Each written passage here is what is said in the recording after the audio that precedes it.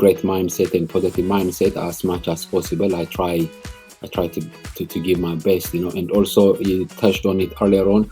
I think right now, like I think us from the coaches, we expect so much from the players, from hard work and respect, all this, all that, but no one take us accountability from our effort and from how we treat players, from our body language and so on. There's no.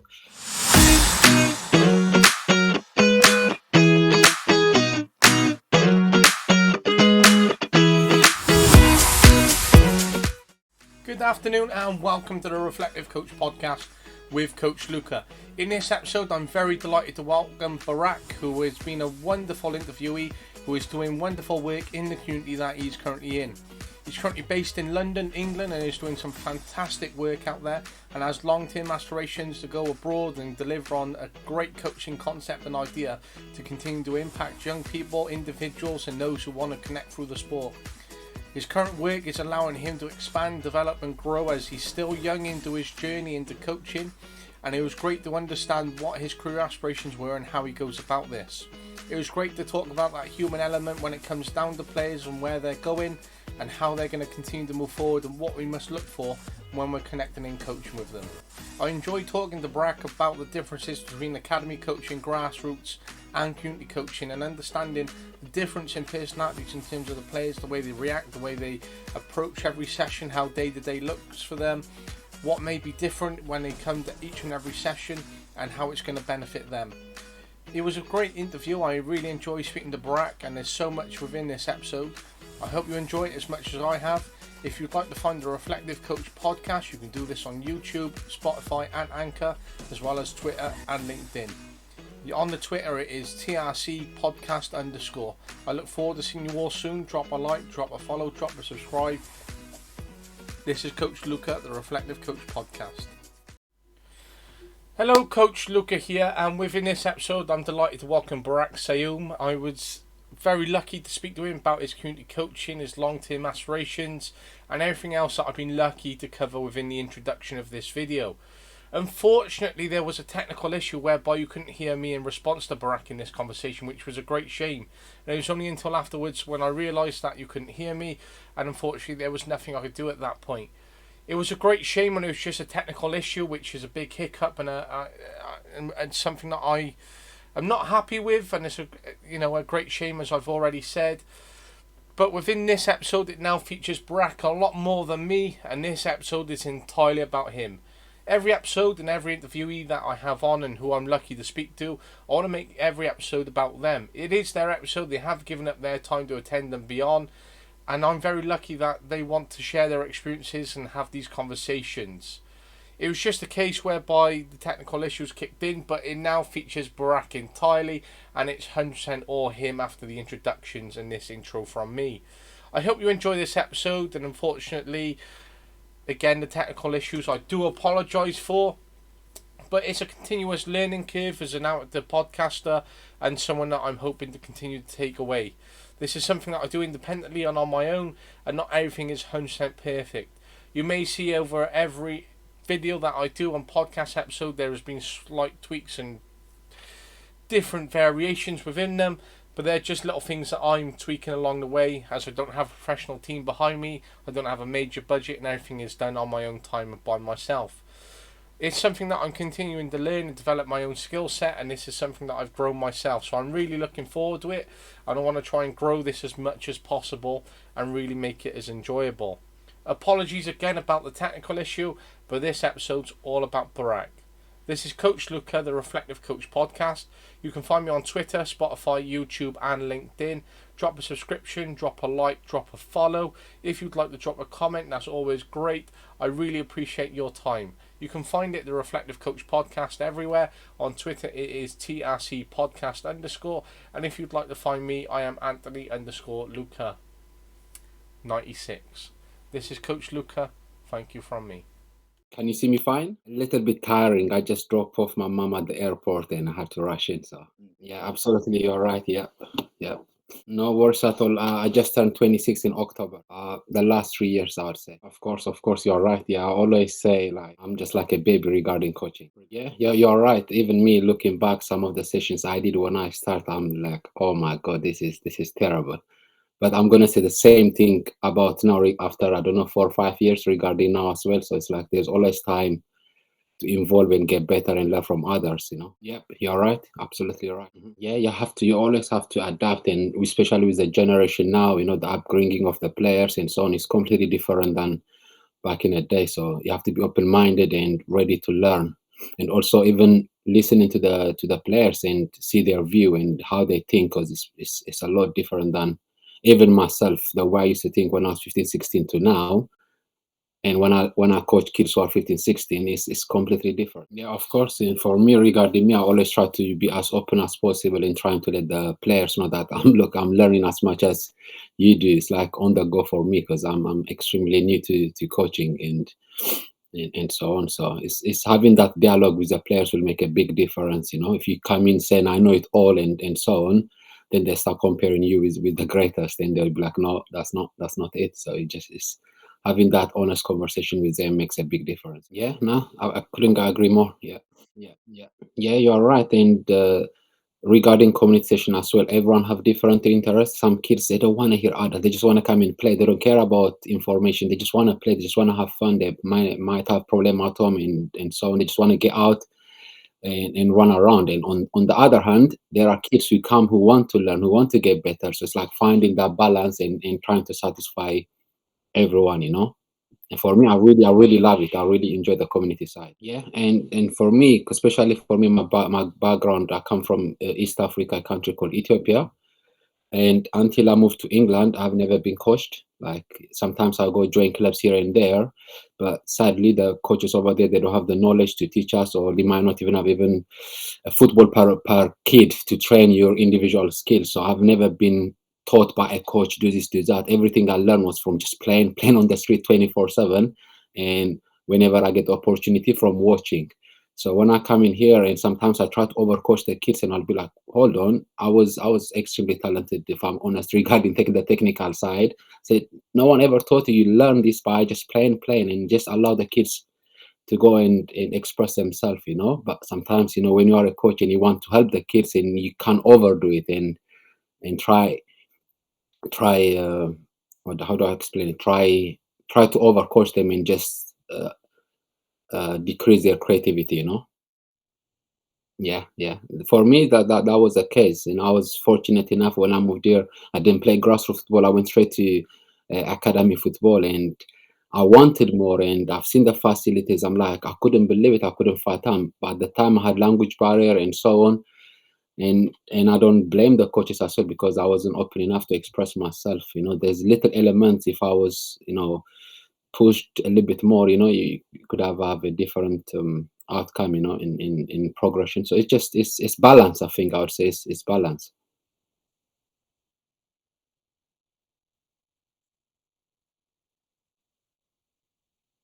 Of course, yeah.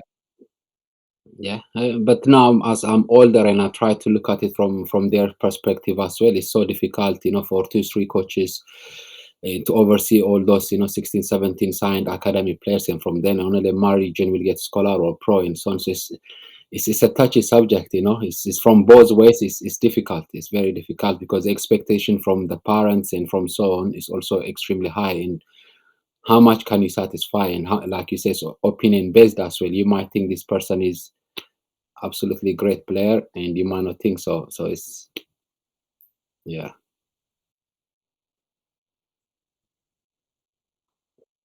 yeah, mhm,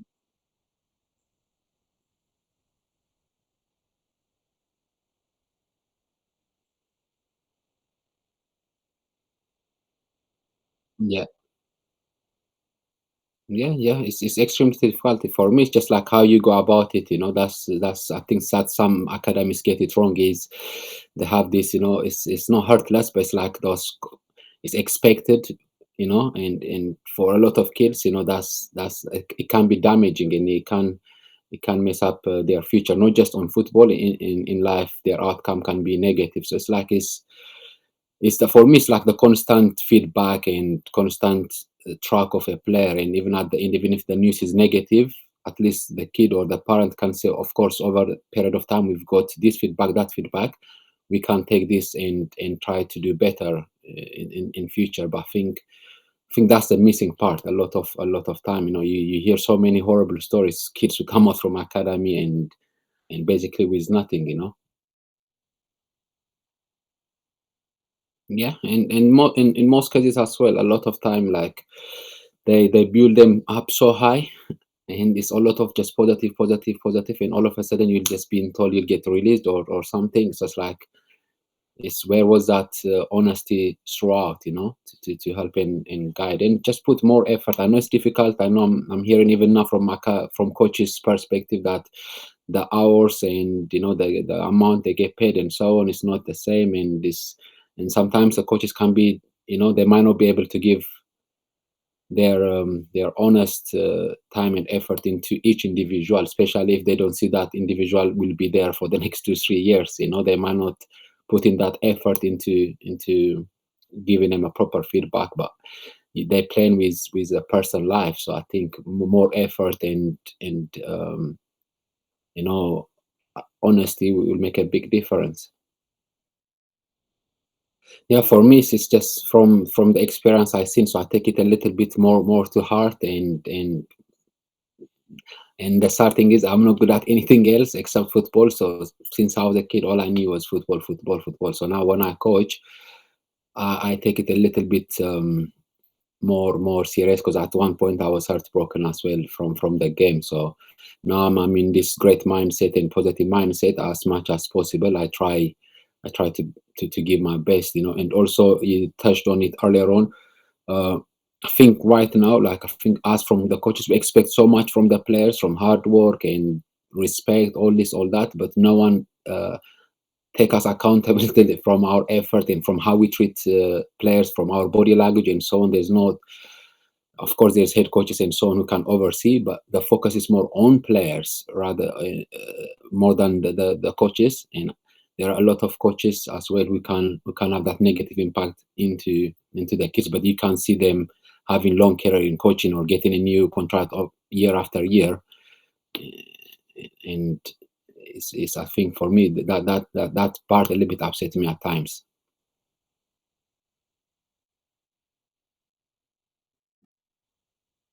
Yeah, yeah, that's very important. I think I'm seeing a few clubs having the player care and so on.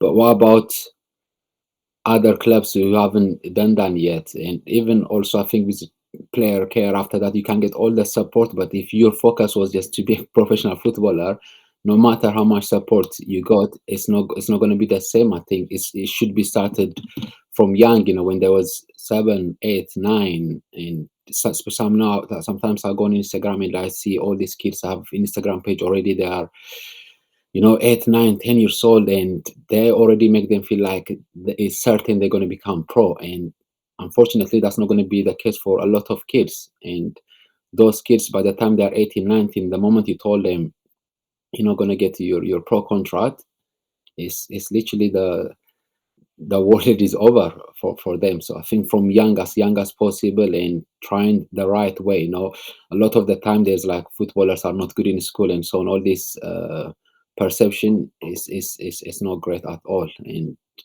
it's I don't know. It's difficult. It's very difficult.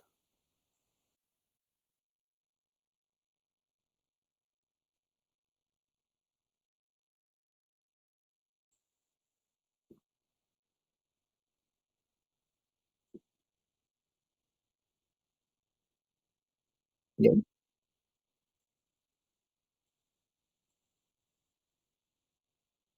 Yeah, of course. And again, it's not just the coach's job. Of course, it's parents as well, from the teachers and so on. It's like everyone has to be on the same page. But for example, there are some parents who extremely push their kid, but there are also some parents who might not have clue about football, and the kid might be talented, but the parents might say no, focus on education and so on. It's like is hard, for the kids. There's two ways to look at it. Some will be super forced, some won't be getting the proper support. It's like if everyone is on the same page and just teach the kids there's more to life than just football. If you make it perfect, great. But if not, there's another. Even in football, there's so many jobs. Like, but the kids are not aware. Like, there's so many jobs you can get doing what you love and in the field you're most interested in. But the kids, there's no what do you call it, no one explained that to a lot of kids. It's just, even now coaching is, I'm seeing a lot of young coaches coming up, but there's a lot of like video analyze and scouting and so on, and there's so many jobs kids can open their mind from now you know Yeah, of course. Like, like I go to different schools throughout the week as well. Like, when you ask kids, what do you want to be? Like, kids you'll never even expect, like, who are not good at football at all. Everyone want to be a footballer. But having that honest conversation, look, man, is the chances 0 point whatever percent to make it pro, but you can be a coach, you can be this, you can be that, and making them feel important, not just say, look, you're not going to be a footballer, that's it, you're not good, but just exposing them to a lot of other opportunities, and let them decide, or let them think about it for themselves, and let them go. Especially now that most of the kids are blessed to go home and research a lot of things and try to look up. So you just opening that conversation, and that honest conversation, like you said, will make a big difference. And if someone is been doing the community session with you and they turn 15, 16, if you invite them, if you invite them back to help the younger ones, it's like it's giving them the leadership opportunity and making them feel they have some sort of power, which a lot of teenagers want to have. Yeah, it's just identifying, kids potential. So you might say kid who is proper leader, and giving him the opportunity. Look, bro, or look, sis, like you have such a good leadership ability, and if you take up the warm up for now, or the cool down and little things, it makes a big difference. Of course, and like I always say, like you have to extremely love it to be a coach, because it can suck your energy away. It can affect your social life. It can affect your family life. And at the end of the day, especially when you work with in communities, a lot of kids come from tribal background. You don't want to take that negative energy with you, although you are tired, although the pay is not great and so on. When you are in that pitch, you have to smile. You have to be positive, because they don't want to come to that environment and it's negative for a lot of kids. They want to enjoy it. So having that mask to switch it in on off, it also takes a lot out of from you as a coach. So I think is I saw so much respect a lot of grassroots coaches. Like, whenever I play a match and so on, literally after the match I have to go and shake hand, and like, whatever the result is, I'm just making sure to appreciate each coach, because it's not a easy job. And unfortunately, a lot of kids, they don't realize how much we work hard, or how much we sacrifice now. Hopefully down the line, when you make impact in their life, they will look back and they will realize. But at the moment, most of them, they're not gonna see that. So it's you're not gonna get the reward now. Hopefully in the future. So it's having that mindset will make a big difference. If not, it's gonna suck the energy out of you. Yeah, and for me, it's like a just high risk, high reward thing, like little things when you get, feedbacks from, for me, I always say that I coach now from a selfish perspective. Like, when I get a little message and such, little things just makes me so happy. So, like, I try to go above and beyond to help each kid. And when you get that little appreciative uh, side back, it makes you even want to do more and better, because whereas it doesn't make sense, to be a coach at the, for example, for me, I'm 26, try to coach grassroots football and so on the real life perspective. It's not a smart idea, especially living in London, to live. But those little feedbacks and so on make it worth it.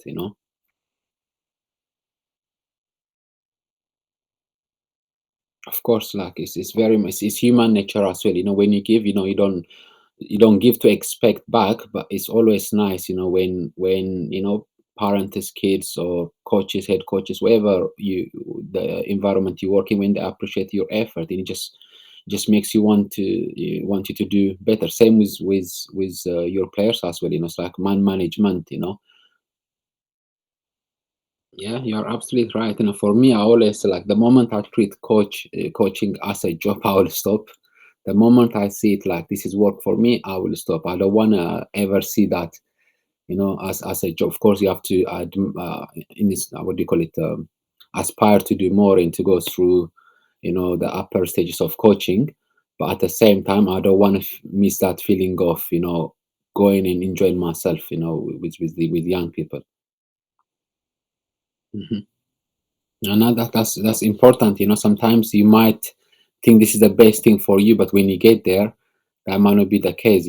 So it's always important to appreciate the opportunity, but at the same time, you know what, this is not for me. Yep, and especially coaching is not like any other business. You playing with, like we mentioned before, with kids' life and so on. So you have to be the best version of you to work in that environment. Yes. No worries.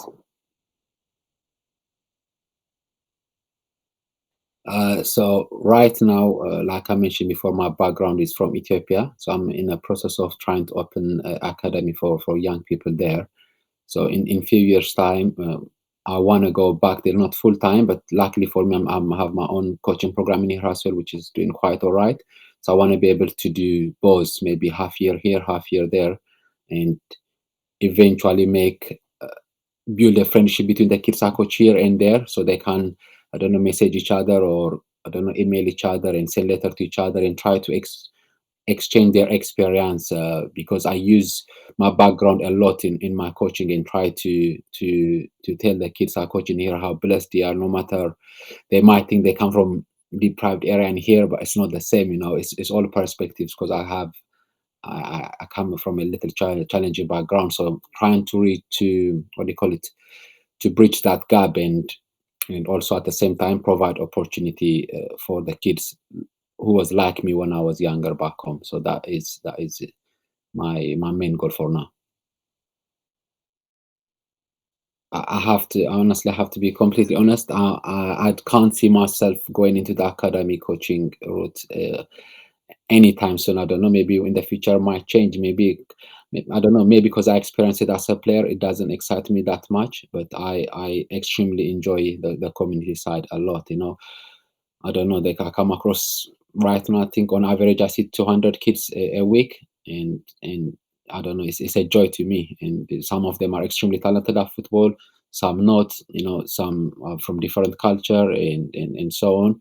And I get to experience that. Whereas if I was in academy, I wouldn't be able to have that opportunity at all. And especially now with the community now, like, football is so powerful, especially in England, and you can use it as a tool to do a lot of things, regarding mentoring, or bringing the community together and raising some awareness on some powerful topics. There's a lot things you can achieve from the community side. And even then, from the community side, if there's some extremely talented players, you might give them the opportunity, if you have a good network, to go and push on into the academic system, and making them fulfill their potential from that. It will make a big difference, because you saw them from the community perspective when they wasn't, fully, put together. Uh, so there's a guy, after I left Palace, and I got injured for a while, and he took me to another Premiership team as under 23 on trial, and the feedback they gave him was like, when he plays football, like, he doesn't take it serious, because I'm a little bit technical and I try to be as creative as possible. And there's one thing he mentioned I will never forget. He said, like, don't ever change. Like, that coach might not appreciate you, or the reason I give you that opportunity is because I really like this side of you as a player. So now with my coaching, I try to enjoy it as much as possible, and I don't think I will ever change my approach as well. I want to learn and I want to adapt and to get better, but my personality and the way I look at football, I don't want it to change. Even now with the kids I coach, is that way I want to coach them, if that makes sense. Whether that's the right way or not, that's different topic. But for me, I don't want to change that. Uh, For me, it's the human side. So for any players now, like I just want them to be like, I don't know, when they go to teams or coaches, just even like looking someone in their eye and handshake. Those little things make a big difference. The football side, I don't worry that much because there's so many extremely talented players who don't fulfill their potential because they lack the human guidance or and how to approach situation or how to communicate or ask questions. For me, that is the most important thing. Yeah, of course. Yeah, and then like you said, the game is evolving, and people are now catching up. To be fair, because a lot of people are speaking up, a lot of ex-pros are coming out, and they are addressing issues that are in the system. So hopefully, in the future, that the system will try to integrate that as well into the young people's life.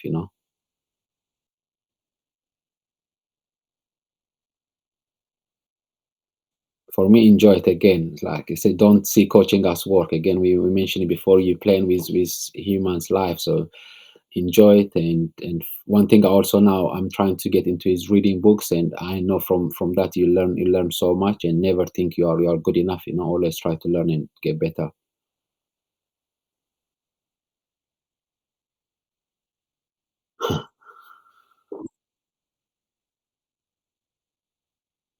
For me, just Alex Ferguson. Growing up, like I was like obsessed with Man United, and I was just like, right now, to be fair, like I'm not into.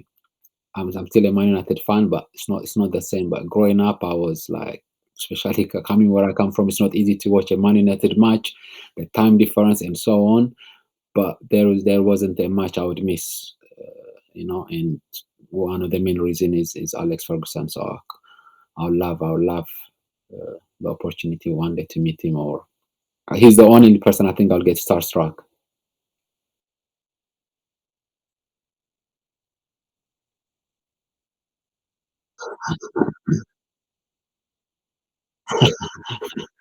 Where I'm from, we have two options to support Man United or Arsenal growing up.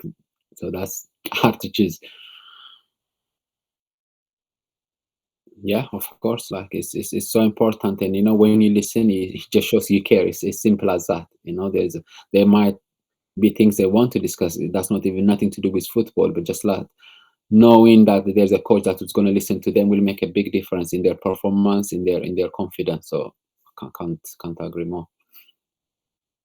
Thank you so much for having me again. Having this podcast is important. A lot of people focus on people who are extremely at the top, and they don't give opportunity for just the local coaches. And when we can learn so much from each other, and I've been watching some of your stuff, and I completely enjoy it. And again, so thank you so much for having me. Not brilliant, not brilliant.